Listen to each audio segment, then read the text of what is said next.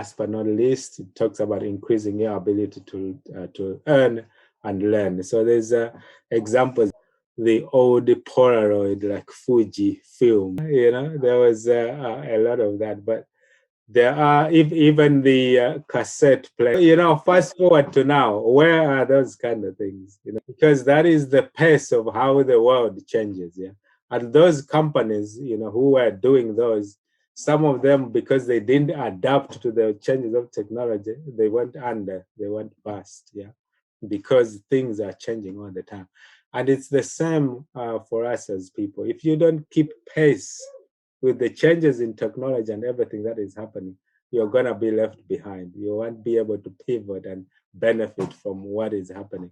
A classic example is the COVID thing. A lot of companies, when they had to shut down, especially like whether training companies or people who are doing various things, that is the end of their income generating activities. But for those who are able to actually learn and pivot from that, they could produce either things that they could sell online, or courses they could present online, or put some other things online that are now actually earning them higher margins because their costs of production are even lower now. Because everything that they produce, whether it's a training course, it can be sold and go global to a lot of places without them actually leaving the comfort of their home. So people who are able to adapt and pivot themselves, this is a key area. You have to look at what are the areas where you can add value? What are the areas that you can improve processes? What are the areas that you can, make things work better? If you look at, the top companies and understand what problem it is that they are solving, because essentially in the marketplace, that's what we get paid for, the value that we are creating in the marketplace. That's why you find, some of you may have wondered that in the same company, you could be sitting with someone who probably have the same qualifications like you, maybe went to the same school or whatever, but they are getting paid more than yourself. Why is that? Why do other people get paid more than others? If you look at the likes of the Amazon guy, Bezos, when they calculate how much money he's earning, why is he earning a lot more than other people? It is because of the value that he is creating, value that his company is. And what has Amazon done really? They've provided a platform, a solution for people to buy and get things much quicker.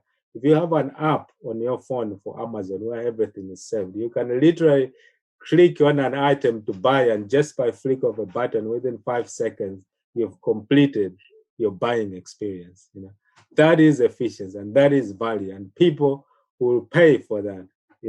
If you have to go on another site, you have to find your product, and then you have to dig out your credit card and then start typing in the numbers, and then what is your code at the back of it.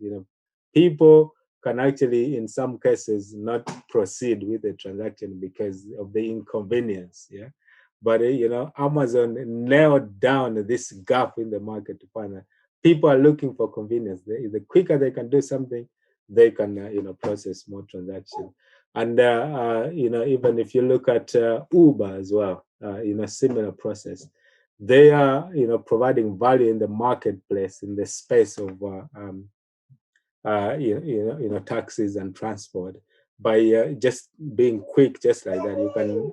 You can order an Uber on your app, and it will be here within a few minutes, and the paying experience is all done. That was a gap in the marketplace that they looked at and adapted using the latest technology and really understanding what are the needs of the people. And that is the side of increasing the ability to earn, to learn, by pivoting and understanding what the customers are looking for. And this is something that for us as people, we need to be looking at doing as well. So things like training, books, seminars, networking, or events like this of sharing knowledge and information are quite key in actually helping us to do that as well, to expand our knowledge and understanding and our network, because they say your network is your net worth. The more people you network with, you'll find that you can understand and get information that can actually help you to break through into those. So initially, I wanted to share those 7 principles for people to begin to understand that, you know, um, whether it's a football team trying to start from bottom to go up, whether it's us as people trying to understand the basics in order to break through into success, everything has basic fundamental understanding. So if you start off understanding that, okay, this is how people the discipline and the psychology of saving a little bit, maybe investing, and then building a pot of cash, you'll find that will enable you to now have choices of, okay, where do I invest now? And then you'll have different options that you can invest your money.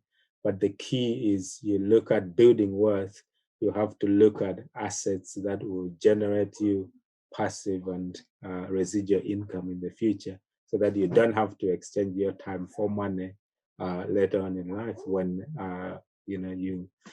you can use that income, the financial and time freedom to be able to now do and live life on your terms. And that is something that is possible to do, around the area of property and other ventures that you can do.